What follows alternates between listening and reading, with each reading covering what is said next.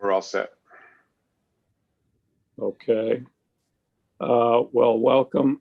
Let's call to order the meeting of the Operations and Finance Committee of the Guilford Board of Education. Today is Monday, May 10th, 2021. The first order of business would be the committee meeting minutes. The first is the April 5th, 2021 minutes. Does anybody have any comments or corrections with respect to those minutes?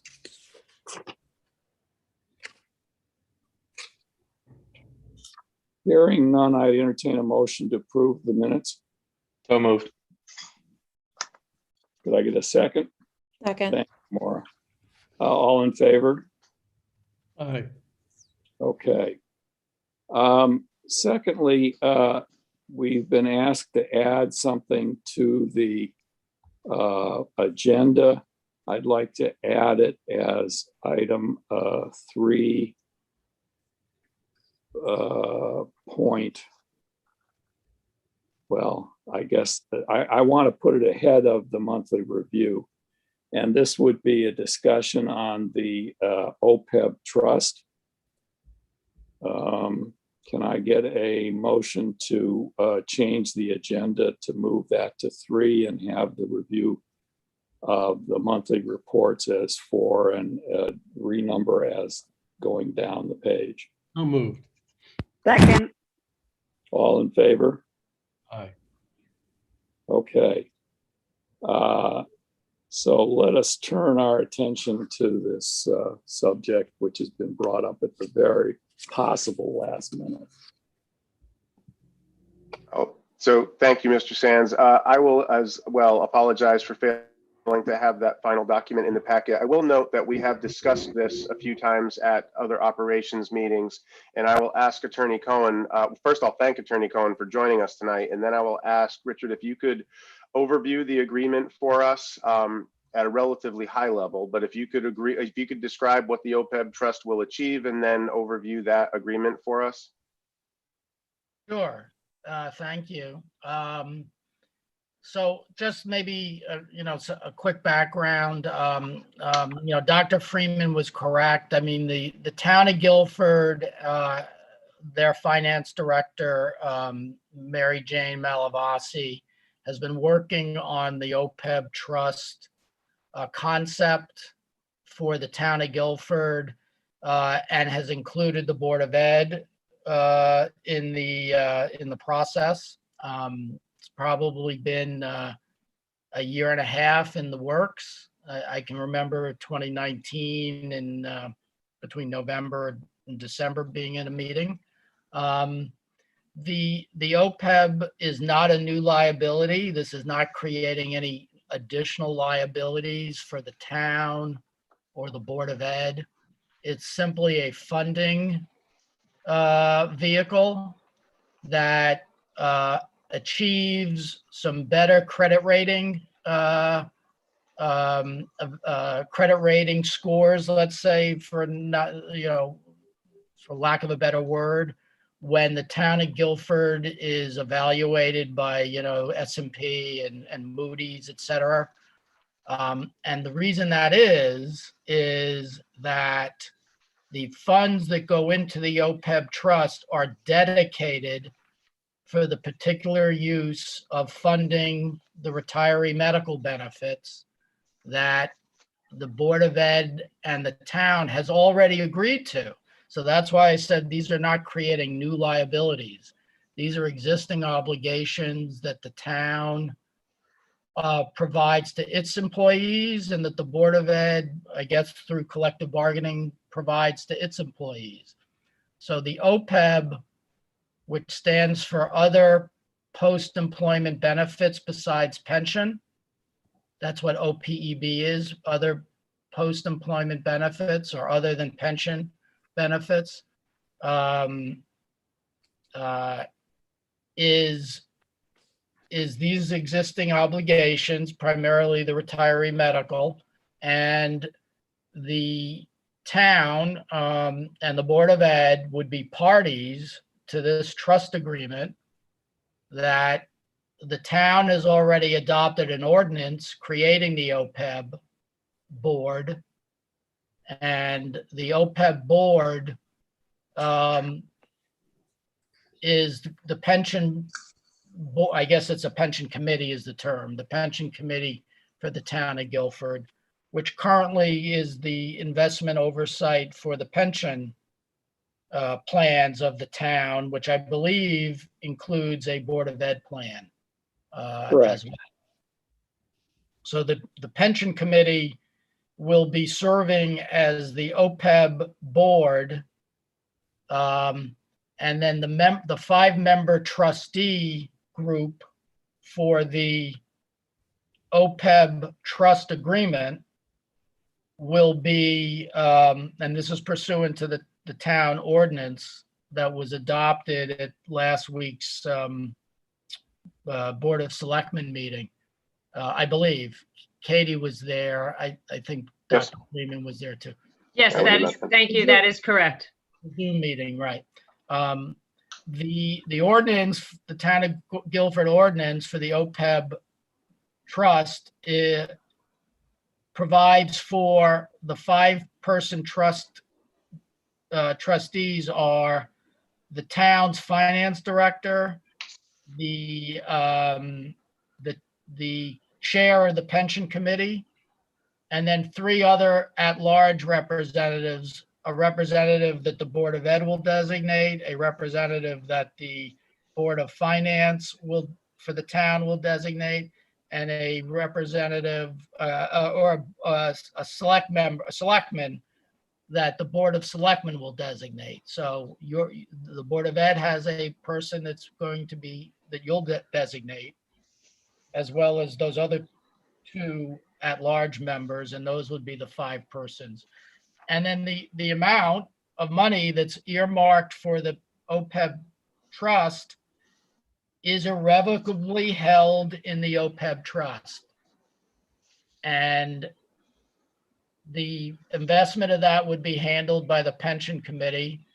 And then my understanding is that the intent is that the trust will build up that asset. It's not intended to use the trust assets immediately.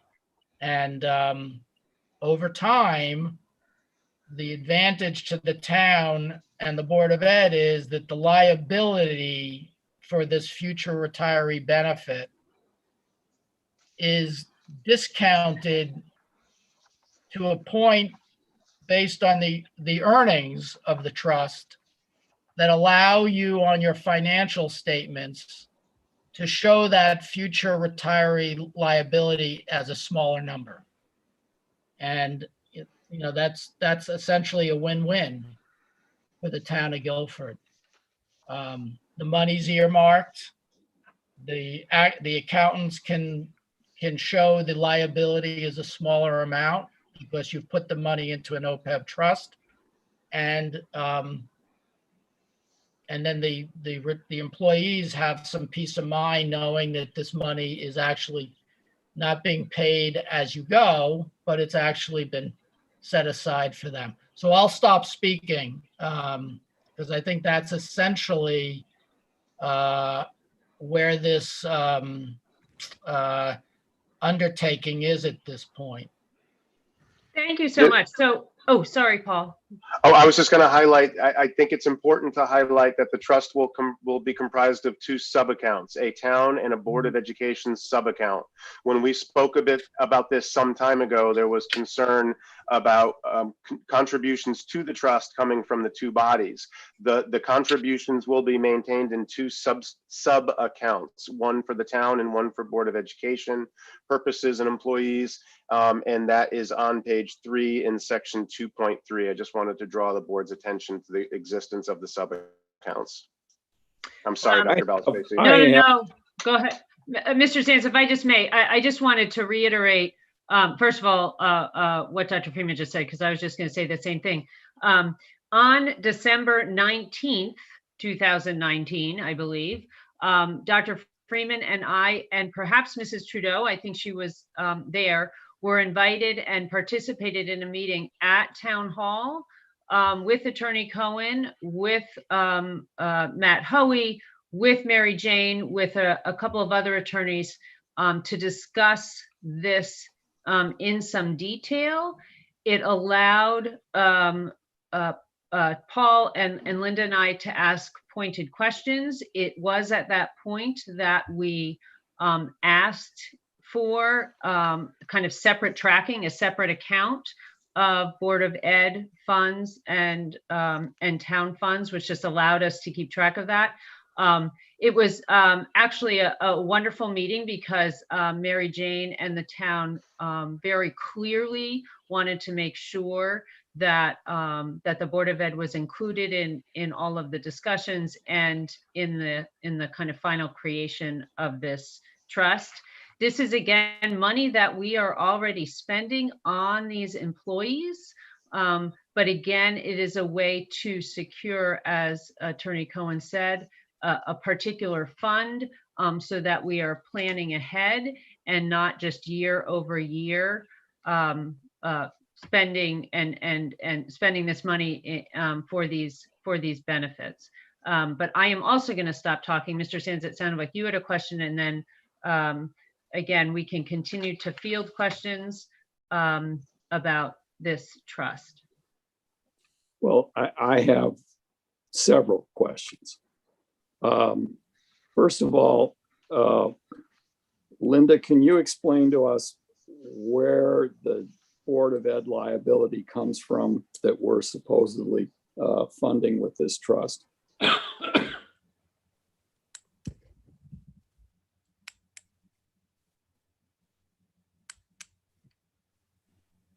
So for us, it would be mostly a teacher retiring who stays on our plan because they're not Medicare eligible yet.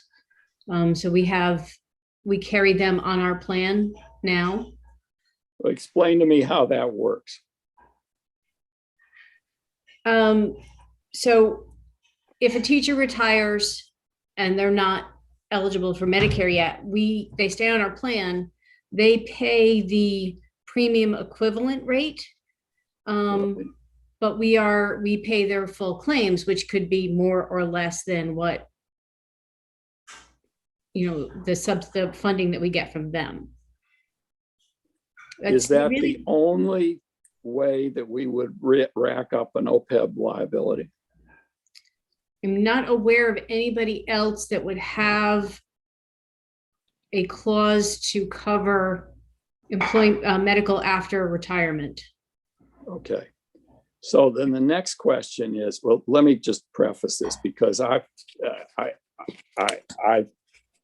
have some background on this subject. This liability for the town is massive because they have police retiring in their 40s who won't be Medicare eligible for 25 years, and fire people and emergency medical people. So, I mean, this is a huge, huge liability for them. For us, this is a very small liability, very, very small. My question is, what protections do we have that the money that we contribute into the OPEB trust doesn't ultimately fund this massive liability that the town has? I mean, a sub-account is a nice idea, but do they have the legal authority, the 5 trustees of the OPEB trust, could they say, well, the trust really is short of money and we see there's some money over here in the Board of Ed sub-account, so we're going to borrow that money and use it to pay the town's obligation?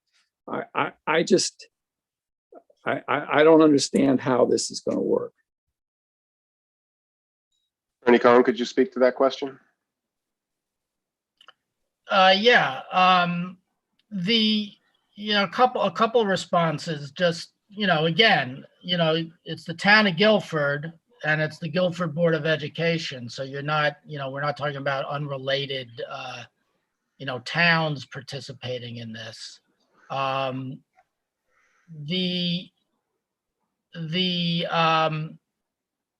OPEB trust is going to be directed when and if a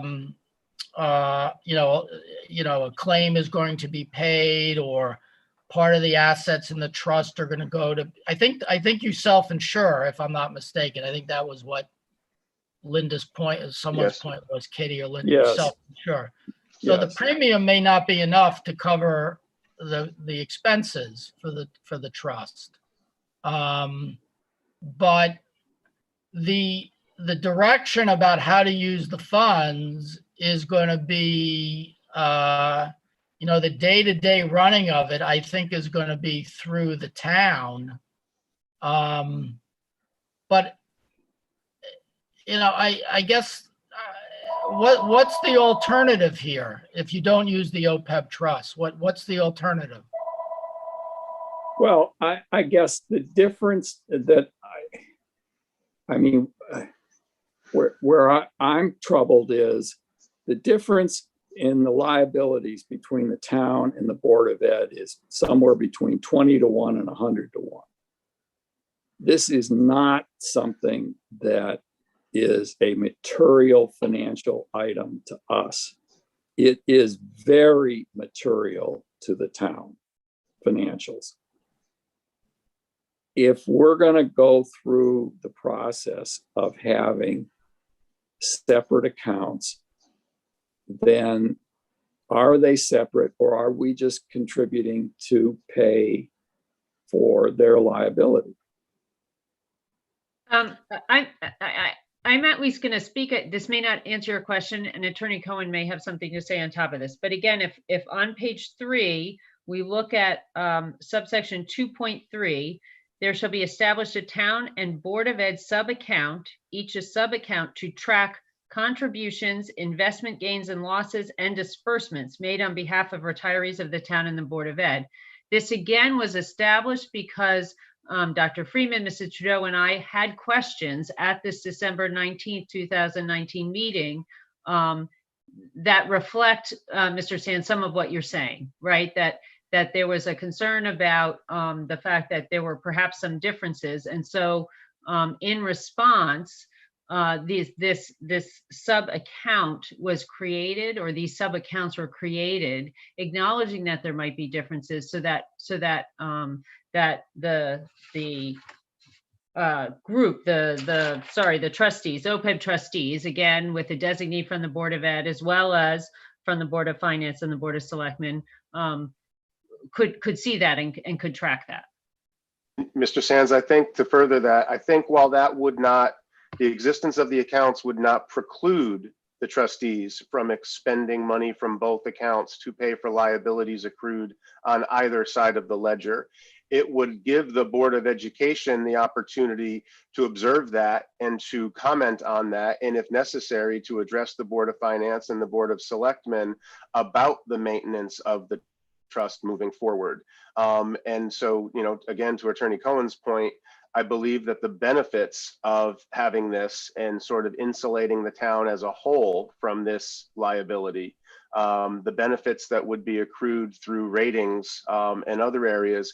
And then again, the board would have the opportunity, obviously, not to necessarily control what the trustees did, but to observe and then comment on those behaviors to the other boards in town. I think it gives us the ability to see how the monies are entered into the account, see how the monies exit from the account, and be able to discuss that in public if necessary with the other boards as well as with the trustees of the trust. I guess I agree. I was only, I know that someone wants to speak. I was only going to mention that the other consultants that are involved with the OPEB are Milliman. Milliman is going to be doing Actuary work. and indicate how much needs to go in from the board and from the town. And then the accountants, I believe, I think it may be a new name now, but I thought it was Bloom Shapiro. I think they're now called Clifton. But I just wanted to indicate that there is a actuarial firm involved as well as, the accountants. But that was just for background. Yes, I was gonna say, I don't pretend to know anything about this, so I appreciate, Mr. Sands speaking up as someone who has lots of experience, and I'm glad to hear that we did have, look at this in 2019. But I don't know that at least I don't feel like Ted's question was answered. I do feel like we can raise concerns and make comments and watch what happens, but I don't know that, great, nobody has to agree, we can make comments, but it's really, do we have any, power? No. Linda, do you know if the expenditures out of the different sub-accounts are limited to only those sub-accounts, or would the trustees have authority to disperse the funds regardless of which entity entered the funds in?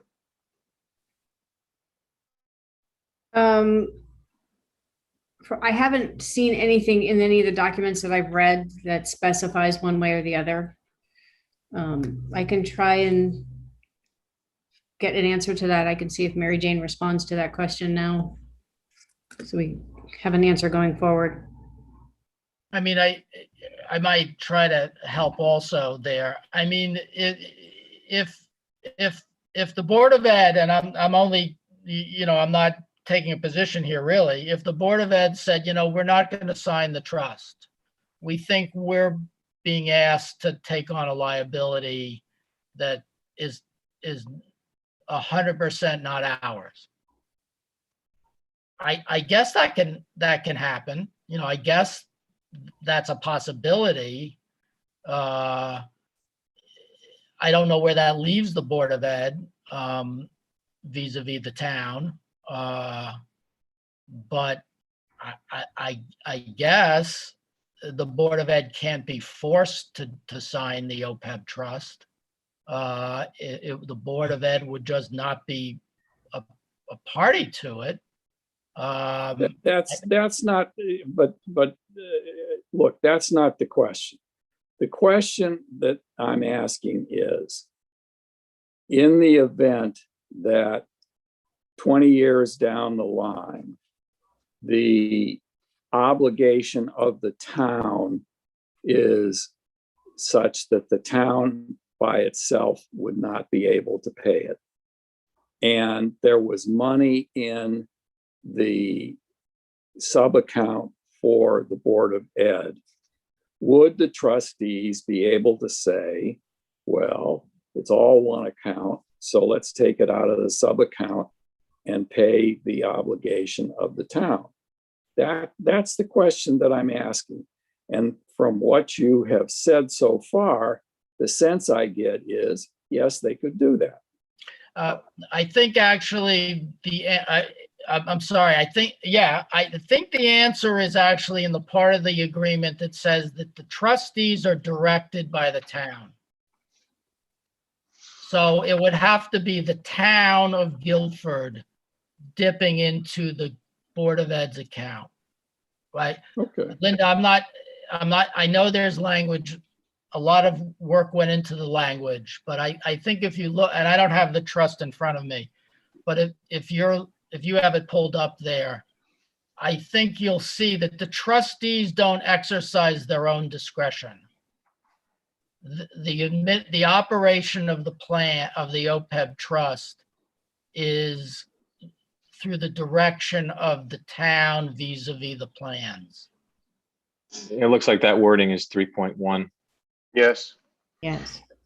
But Ted's question in some sense, has a prior question, which I think he's getting at. What proportion of the dollars in this account, whether it's subdivided or whole as it is now, contributed to by our employees, by the board, versus the town? So if we were putting in 70% of the dollars compared to the town's 30%, but the town's liability is 70% of the total, and that reduces our capacity to meet our own obligations, there's this issue of equity. So forget whether we go sub-accounts or not. At the moment, it's one big account, and presumably out of that account, the town can take what it needs to fund its retirement benefits. Is that correct? Currently, there's no separate account. It's within whatever the operating account is. What percentage of that account is contributed to by our employees versus the towns? There is no way to make that distinguish those funds unless you go back to when we became self-funded and look at what claims are actually paid out of the fund for each employee each year. Because being self-funded, it's not like we pay a premium and that's it. It's because we pay claims, each employee's claims each year can vary. So the funding built up in the medical trust, we can't equally say that, we can't just split it and say, oh, this much is the Board of Ed and this is the town's. So section 4.2 says that those contributions will be based on periodic estimates.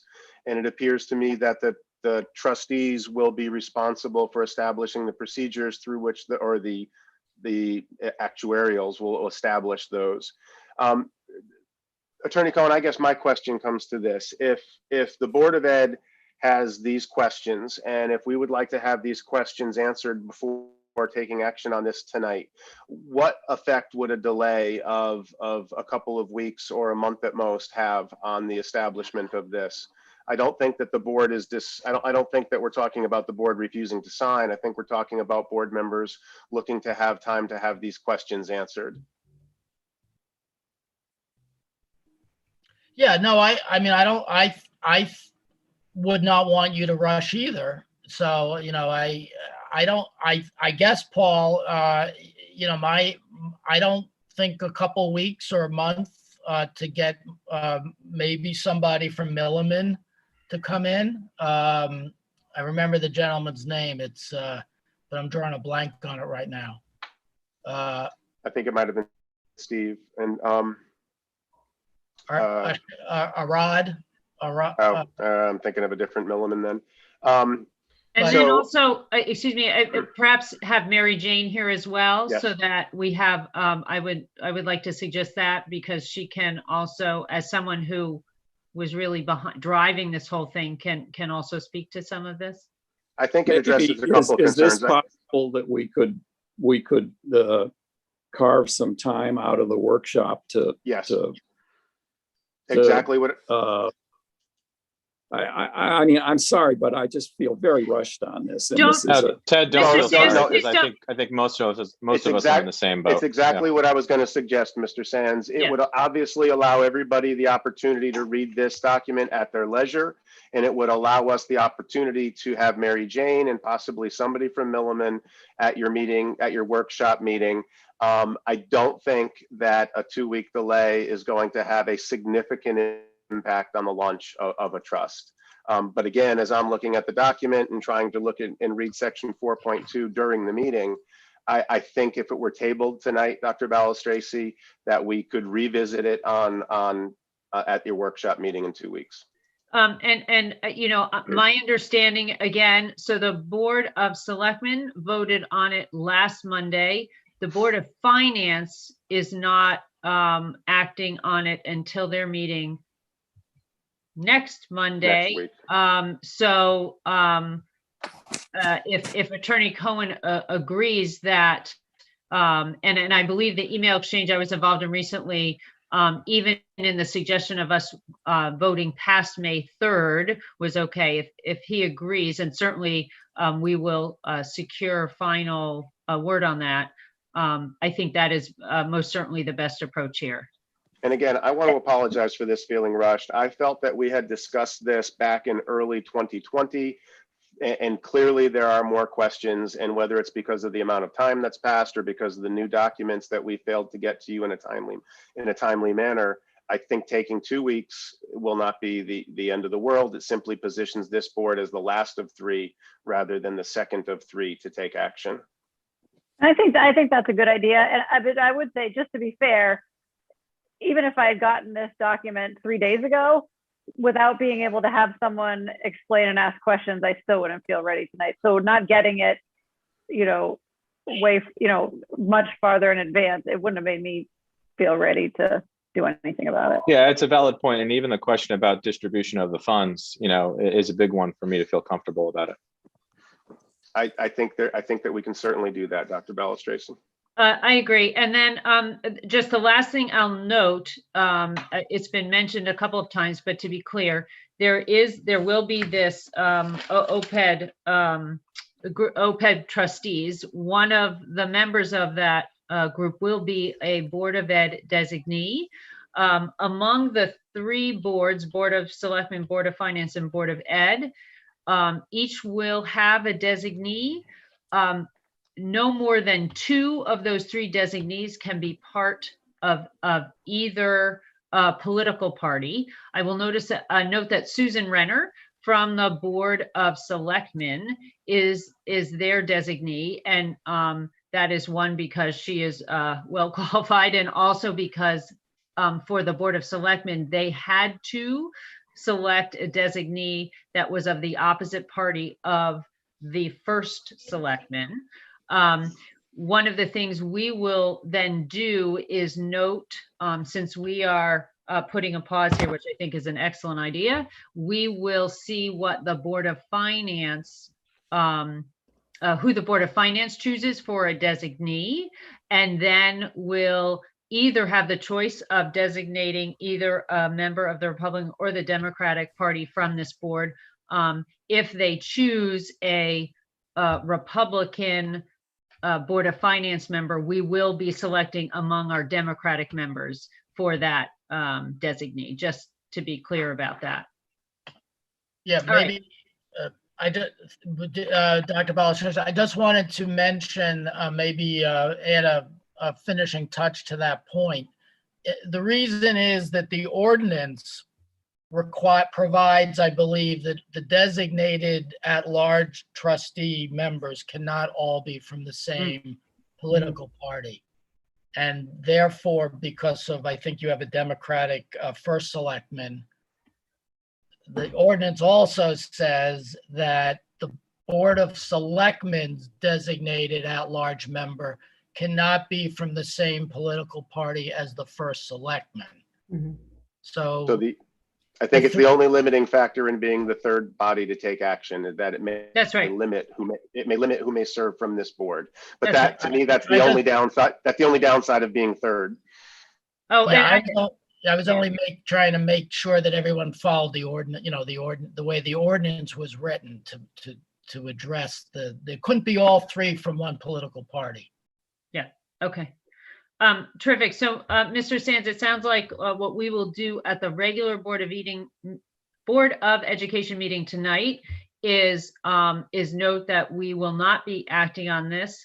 And then in short order, Dr. Freeman and I will reach out to who we need to reach out to make sure that the Board of Selectmen is aware that we needed additional time. 2, note for them when we will bring this back up as a Board of Education, and 3, make sure that we have the appropriate folks in the room. In addition to Richard Cohen, who, thank you so much for taking your time tonight, but additional folks in the room who can answer some specific questions so that everyone here can make an informed decision. And I certainly appreciate that my colleagues address the work seriously enough to make sure we take this pause.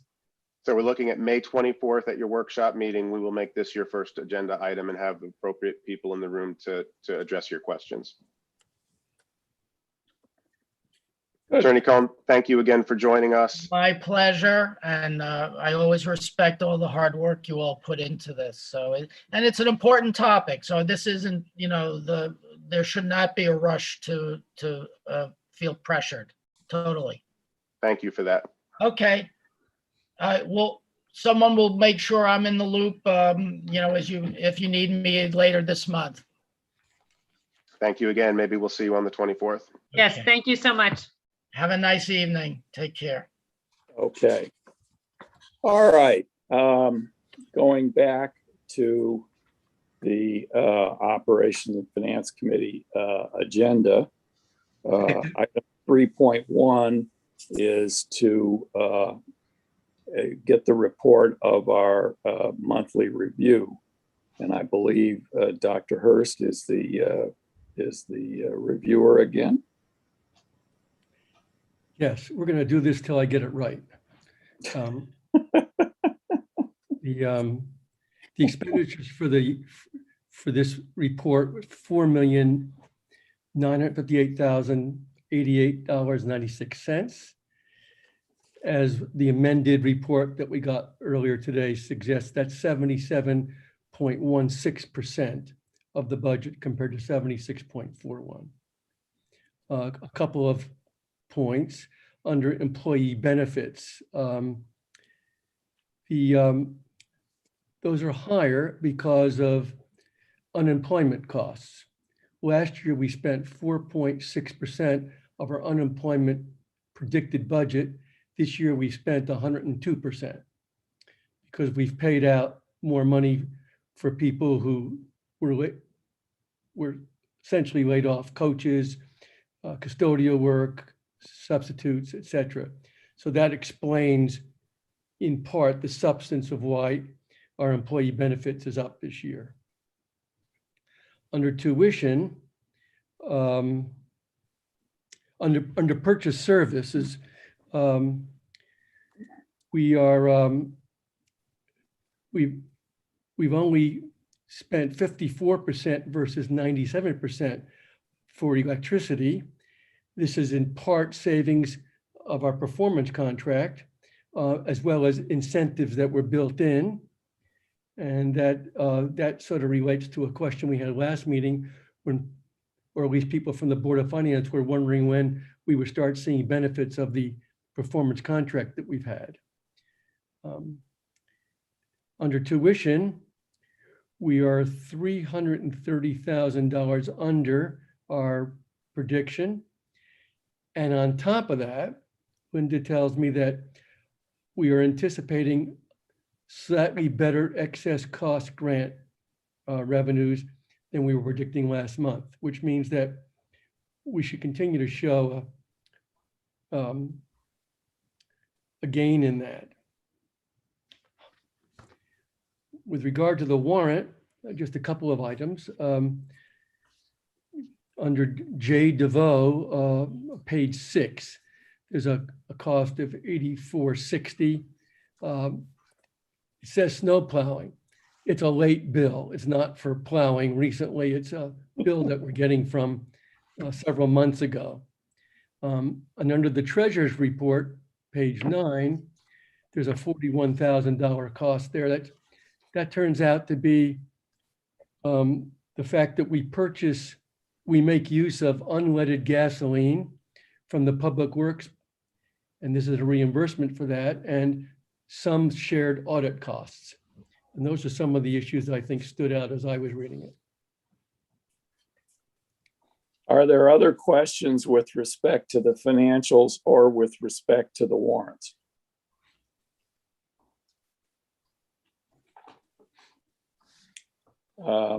Linda, I had two questions. One was the second Johnson Controls for $19,989, freezer alarms at Baldwin. I mean, isn't this a capital item? Cliff, do you want to answer that one? They were improvements that we made. It wasn't just one item. It was multiple different smaller items that we put together as a package. So there was freezer alarms at 3 or 4 schools. There was outdoor air sensors that needed replacement for us to have better control over boilers and things of that nature. So really to optimize the operation throughout the rest of the school year, and B, for us to monitor the freezers to prevent loss of any food, that type of thing. I thought it was in the best interest to get it done this year. Okay, fine. The second question was the Millennium Builders for $42,000 new windows at the 595 building. Now that's clearly a capital project. Again, we're trying to do some improvements through our operational site improvement budget to enhance that building and get it ready. So there's some smaller projects that we're taking on through my site improvement budget. Okay. The overall scope will eventually fall into a capital, some sort of capital funding source. Okay, all right. Mr. Sands, a good example of where we used some of the time that the schools were unoccupied and we were able to rely on our, our own budget and our own opportunities to take advantage and get some things done ahead of the curve. It'll bring down costs later. Yeah, no, I understand. Okay. Thank you. Any other questions of Dr. Hurst or Linda relating to the financials or the warrants? Yeah, out of interest, Design Earth Technology, 3,335, the wastewater monitoring. Can we speak to exactly what that's doing? What we're monitoring for? So they monitor the wells in our systems at 3 of our schools. So Melissa Jones, Baldwin, and the high school are the 3 schools. So they go out, they take samples and measurements to make sure that our systems are functioning correctly and operating per DEP requirements. And is this done yearly, quarterly? How's that monitored? It's quarterly. So Okay. they actually go out and do the testing and then give me reports, and then I file it with the state 4 times a year. Gotcha. Yep. And then the only other one that I had besides the windows that Ted had brought up was Guilford before and after school care, COVID contracted services for daycare. What does that entail exactly that we're paying out to GCC? This was a service that we subscribed with the before and after care when we were in the hybrid model. And then when we were continuing, it was the opportunity for our employees to have their children in a GCC setting. The school districts in which our teachers lived may have been in hybrid models or had Wednesdays that were remote, similar to us. It allowed us to have teachers make it to work by offering this service to them. Okay, good. Thank you. I just had one quick question to Ted, or it might be, Sure. It was just Don Morrison. I know he does mitigation system. It was a radon air mitigation installation. I'm just curious where we needed to mitigate, like where we detected radon and why we needed to do that. Guilford Lakes has 3 different radon mitigation units in 3 different classrooms over there. So we maintain and ensure the operation of those. So one of those had failed, so we replaced it. And you tested it and everything was fine? Correct. Yeah, great. Thank you.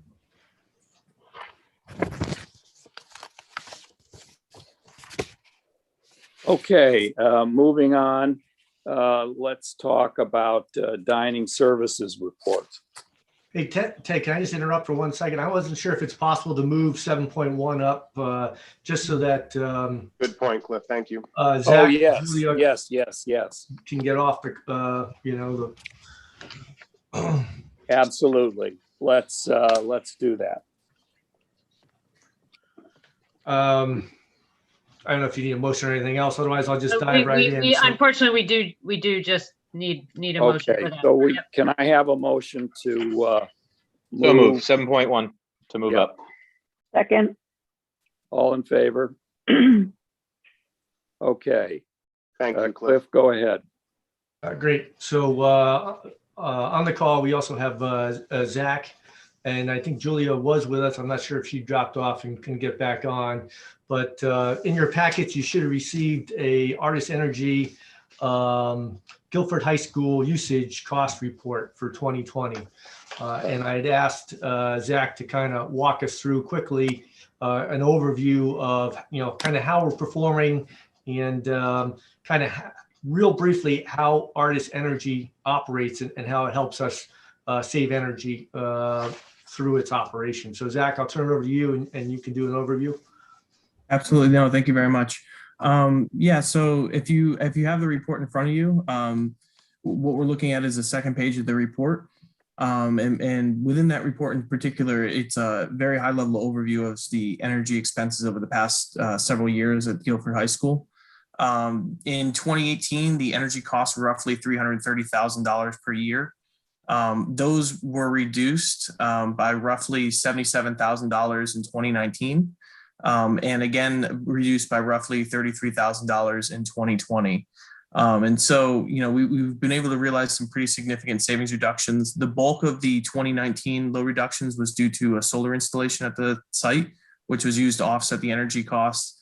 What we're doing in particular at Artis Energy is we're monitoring energy consumption at real time at the high school and using that real-time feed of energy to make automated proactive decisions at this facility in terms of how to operate various pieces of equipment.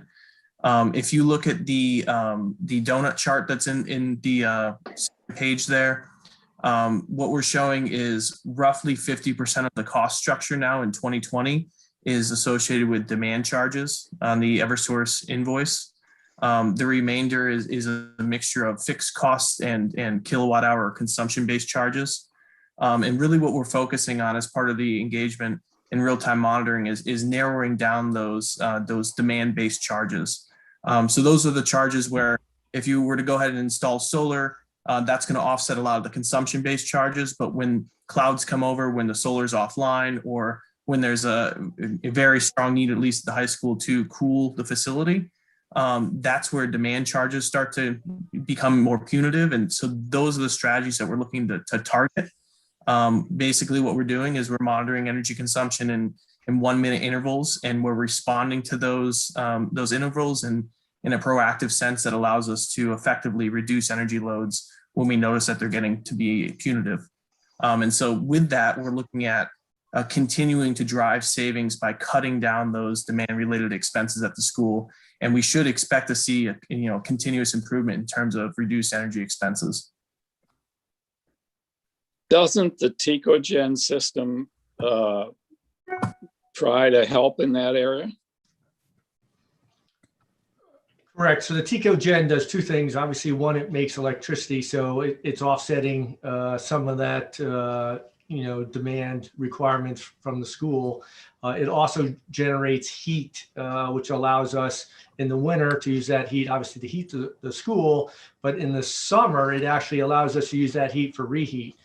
So we cool the temperatures down, bring them out, get rid of the humidity, and then we reheat the air going in, and it generates that heat. So it does help us as far as reducing the actual need or requirement, as long as that's online, but it's not really doing what we're doing here with Artis Energy as far as monitoring and regulating our actual usage. Okay. Yep. Is there something that we could be doing that we're not doing that would bring the demand charge down? I mean, would bring the base charge down? So Cliff, I can go ahead and take a portion of that. So one of the things that we're looking at in terms of the real-time energy monitoring that we're doing is taking the data points that we have, the energy consumption directly from the Eversource meter, and we're looking at seeing if we can correlate that to building management system data points. So in other words, what we found is by looking at the energy consumption study that we have with the data that we have, we've noticed a couple periods of time where there's potentially equipment that's operating outside of scheduled times or could potentially be optimized. And so by taking the data that we have and comparing it to the data that's in the Johnson Controls building management system, we're looking to find additional opportunities to lower or optimize the scheduling of the facility, which would lower that overall base load that you mentioned, those base costs. We're also looking at strategies where we could potentially become a little bit more either fine-tuned or potentially become more aggressive with some of the demand management actions that we're targeting to, again, bring down those base costs moving forward. And one example of this was we found that we were turning on the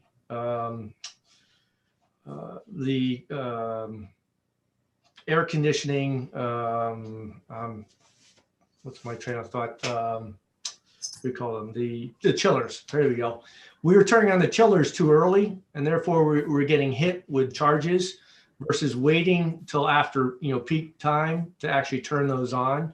So we made some adjustments, and they were able to see that by looking at the intervals of the usage, and we were able to shift that, I think, like a half hour or an hour back, so that we miss that high demand time and start that cycle of all those turning on to make ice storage overnight, and then recoup, and use the ice storage during the day. So again, making these subtle changes in scheduling helps us save energy overall, and that's what we look for. Okay. So moving forward, we are looking at partnering with artists at Baldwin and Adams. We feel that there's going to be a good opportunity with those two schools. We've waited to do any work and move ahead with this until we had the control system in place. And as you all know, now that Johnson Controls has finished up most of their work, we have the capability of controlling those buildings similar to what we do with the high school. So now it's giving us that opportunity to start to review how those operate, use the technology to drill down and really help hopefully save some money for the district. Good. Okay. Well, does anybody on the board or on the committee have any further questions? This seems like a proactive response, Cliff, and go at it. Just wanted to give you an update of where we were in the process. Very helpful. Okay. Thank you for joining us. Keep up the good work. Let's go to dining services report. Exactly. Thank you. Okay, so I sent out the report earlier today. This is for March. I have not done April's report yet. Just haven't been able to pull it off. So March was not one of our better months. We had a loss of $44,760, bringing the total loss to $323,045 for the year. We're still looking to see if there's going to be any opportunity to collect some of these funds back. There has been some talk of some possibilities coming through, but I haven't seen anything definite yet. We are doing everything else that we can to try and get the meals out and collect the money from the meals we are serving. So Mr. Bozeman and I'm sorry, go ahead, Mr. Sands. Let me be clear here. So when we go back to 5 days a week at the schools, and we're going to be offering breakfast and lunch at these schools, are we charging people for this, or is this still free? It is currently still free, and the state has approved that we can continue doing free meals for all through next year. And I don't know if, I'm assuming the board's decision or somebody's decision as to whether or not we're going to keep going with the free feedings through next year. Why would we, you mean next fiscal year? Through next school year, yes. Through next school year.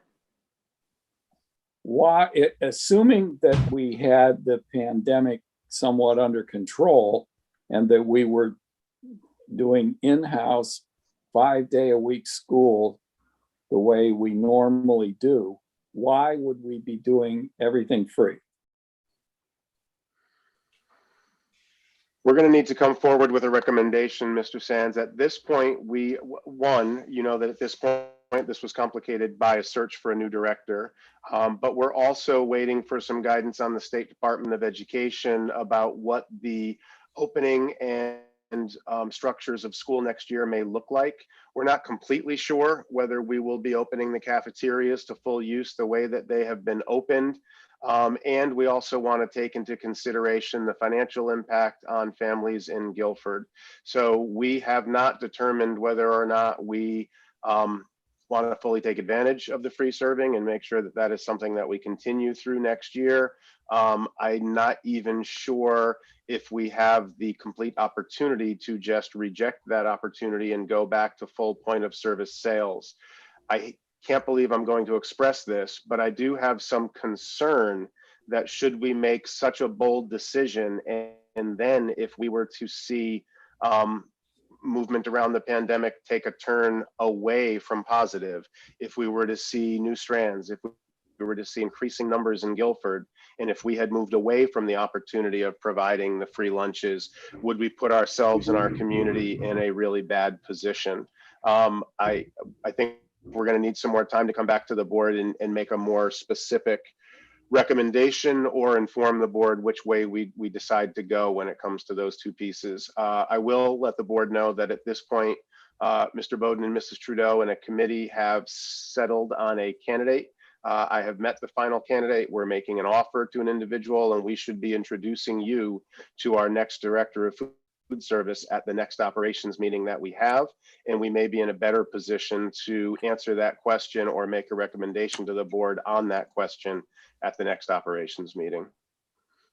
Well, just so that we have the overall picture here, Dr. Freeman. Yep. If we were to continue this free food program next year, do we get any reimbursement from anybody for this, or we're just going to hemorrhage money, Oh, no, we get $3,000? We get a reimbursement for every meal that is distributed. And so if the kitchens were open and if we had the opportunity to push more meals out to students, we would be seeing more reimbursement. We do, we've seen better months when we've had multiple day packets and we've had families take advantage of more of those opportunities. Linda, is that about right? Yes.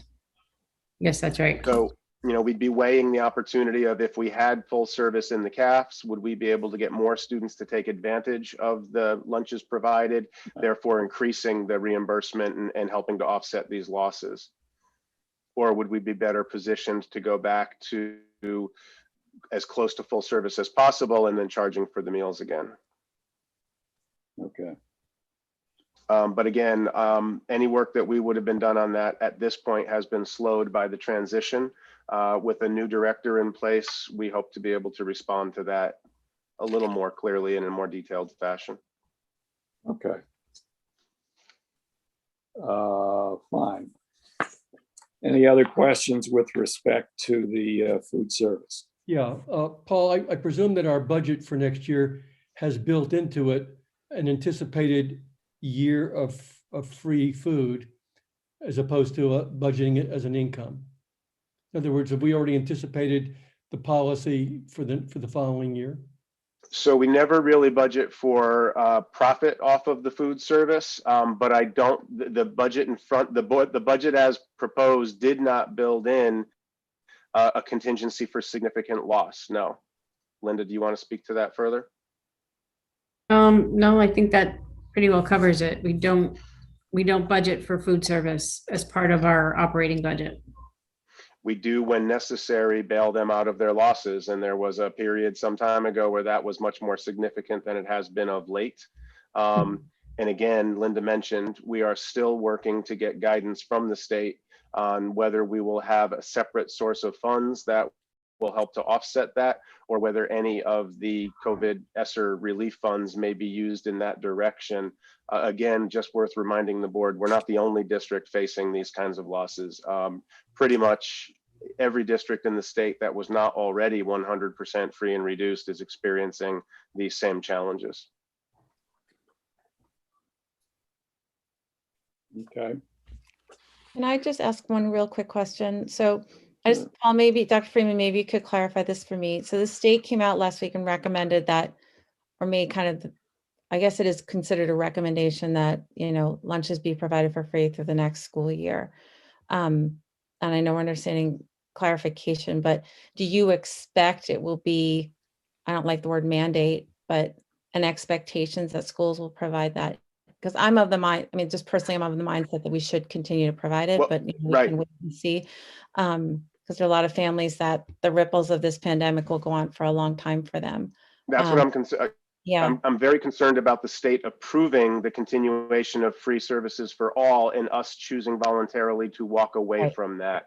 That would leave the families who do need that support really in a very difficult position. And so again, even, I was sort of hedging in my language when I said whether or not we even have the opportunity to walk away from it, both literally, and is that the right thing to do if even a small percentage of our families are counting on that support? So it does become a challenging question for us if we thought that going back to point of sales would be better off financially, but expects every individual family to now have to pay for lunches when they could have had those provided for them for free.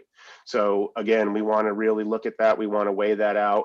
And it's a difficult decision not to accept that. I would find it very difficult to walk away from that. Thanks. Okay.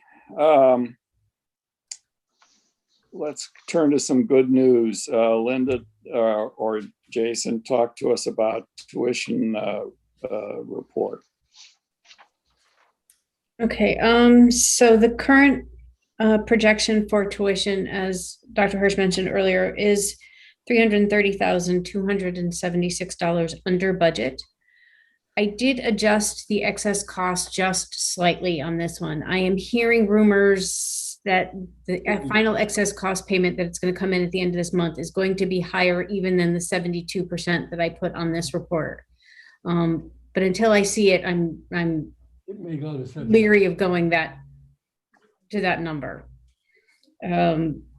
We did adjust for some revised salary number, revised cost for students in here, which is how we get to the 330,000. And I don't know if Jason, if you want to add anything to that. Not significantly, Linda, thank you. Just that there is an increase you'll see on the report from 31 to 33, which accounts for, not Board of Education placements, but inheritance of students and families who have moved to the district who are currently either in a magnet school or an outplacement, and responsibly, it would be irresponsible of us not to accept those placements with 30 days left of school. Okay. And again, just to make a note that these numbers could change again before the end of the school year if excess cost comes in higher still than what we have projected here. Let's hope. Yes. Okay, any other questions? Oh, I'm sorry, Ted, there was one more thing that I want to mention. Yes. So as part of funding and the funding review that the state does, there was just under $40,000 of excess cost money that we should have received last year that we did not receive. Those funds are going to the town as part of their ECS grant payment. The town has agreed to transfer those funds to us. So in addition to what we get for excess costs this year, we will be getting almost $40,000 from the prior year, which will help offset our other costs that we have incurred. Excellent, excellent. Linda, Jason, just keep bringing that good news. We like it. We're trying. Okay, let's talk about the health report. Okay, so I sent you March's report. The claims, about where they've been running, a little bit higher than some of the previous months at $975,000. We have $663,000 of claims that have been covered by the stop loss insurance. That is 33.2% of the premium. So we're still under what the premium is, but Unfortunately, that number does seem to be climbing. And our projected fund balance at this point is just over $7 million. Well, okay. I have to admit that the claims were not as bad as I had worried about. So that's that also is a good report. Okay. That brings us to Cliff's update on facility projects. Before we finish financials, Mr. Sands, can we just give you an update on the end of the year projections? Oh, yes, absolutely. Let's do that. Linda had sent out an updated projection sheet looking at the end of the school year. It's a little different this year because of COVID expenses and offsets. Linda?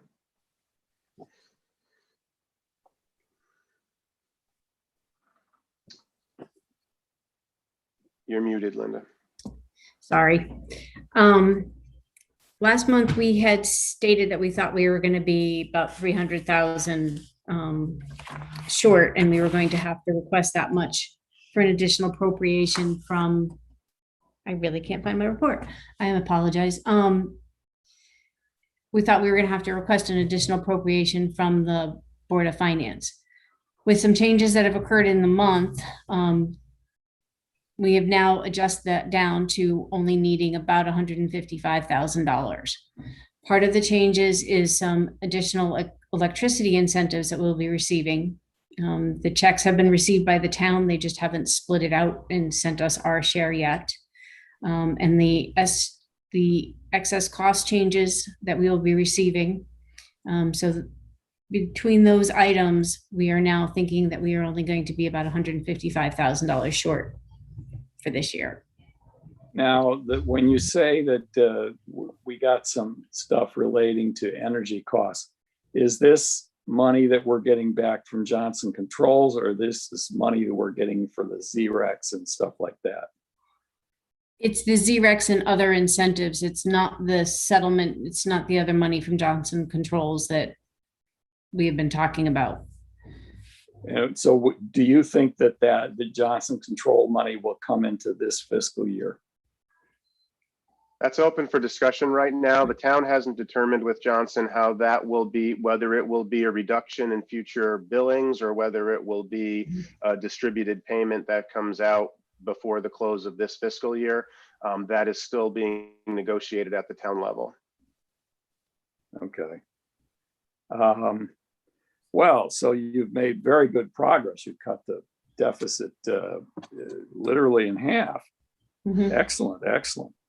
And Mr. Sands, if I may, we did go to the Board of Finance last month to first alert them to expecting to request special appropriations, and at that time shared with them that we expected, at least the estimate as of then was approximately $305,000, which is what we had been talking about. They are expecting us to come back again this month so we can update them, and we will be giving them a final number in the month of June. So Ms. Trudeau will continue tracking this and will continue to be informed. But just letting you know and the board know that the Board of Finance is aware of where we are, though obviously we'll be updating them with a new number next week. Well, I think they'll be pretty happy to see these numbers. We would think. Absolutely. Okay. Good work, Linda. All right, Cliff. Great. So quick update on our numerous projects. The Melissa Jones window project is moving along nicely. Most of the submittals have been reviewed and sent back to the contractor. They are coming out to do some final measurements over the next couple of days, but that project's moving along and as of now is on track. The Melissa Jones elevator, we got the bids back. Those are being reviewed. The schedule's being reviewed. I have further discussions with the superintendent and the principal on that before we move forward. The Guilford Lakes HVAC project is out to bid. Bids are due on the 27th, so a couple more weeks, and we'll get those back just before the Standing Building Committee meeting in June. Cox is in the same state. Their bids are due on the 26th.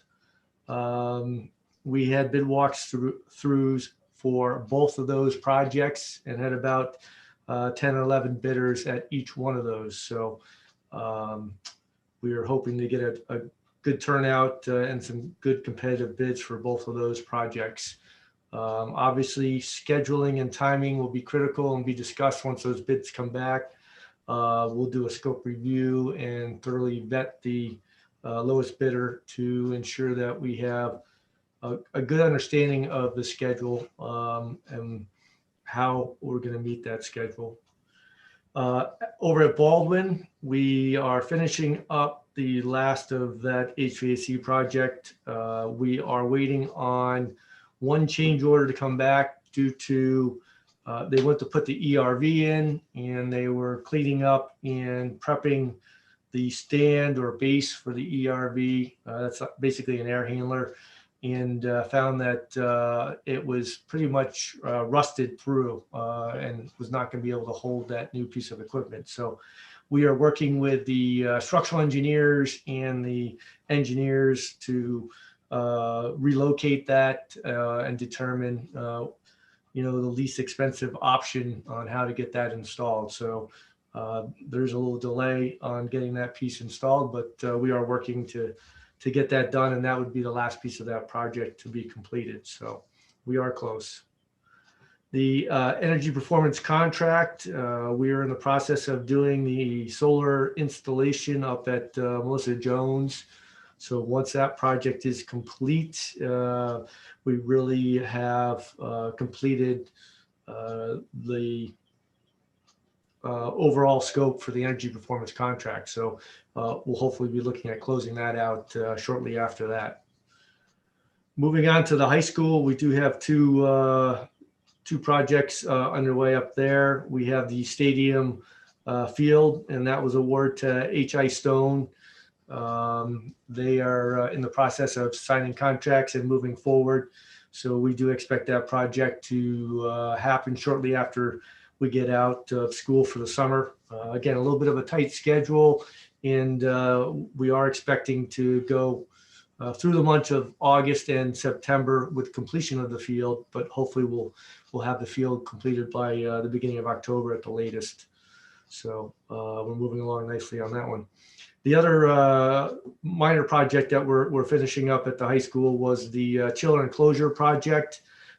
We have contracted the sound engineers to come back out and take new sound levels to make sure that the blanketing that we put around the equipment hopefully has reduced that projection of sound over to Long Hill Farm. So hopefully that's under the regulations by the town and that we meet that threshold now. So and then that will be a topic of discussion whether we meet the threshold, but whether or not that meets Long Hill Farms' expectations may be two different pieces that we'll have to look at, and then we'll have to see where to go from there. Lastly, we are moving forward with the Cox and Guilford Lakes boilers. We have a special meeting tomorrow night of the Standing Building Committee to approve both of those to go to bid. It will be a single bid packet and break out within that bid packet on the bid form both the projects, but it'll go out as one bid. So those are the projects that we're working on. We have a heavy schedule and a lot to do in the next few months. So it will be a busy summer. Any questions on any of those? Cliff, when I looked at the financials, it would appear that the site improvement budget has not been spent. We do try to hold back funding for the site improvement budget, knowing that we're having a difficult year. We'll postpone projects into next year to help with the budget. We restricted Cliff's spending early in the school year when we had no idea if the COVID grants would offset the COVID expenses that we were taking on. So while we've had good news and while we're reporting this balance to all of you, some of that is coming from the unexpended site improvements that you just mentioned. Okay. All right. Is there anything else to come before the Operations Committee? Any communications that people want to bring up? Okay, I would entertain a motion to adjourn. So moved. Second. All in favor? Okay, we're adjourned as of 7:19. Thank See you you all. We'll all see you at at 7:30. Yeah.